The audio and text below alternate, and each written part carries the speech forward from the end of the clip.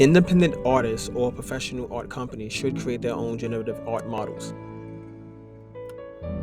The goal nowadays is to create a digital blueprint of ownership in some way, shape, or form. So, with creative, unique, artistic medium becoming digitized and implemented into this generative society, it only makes sense for you to digitize yourself, your talent, your representation, create ownership of that entire blueprint, that entire chain of algorithms and circumstances that in some way, shape, or form emulates your work as a whole. Create it, turn it into a private resource on your local PC, create validation tokens, whatever you have to do.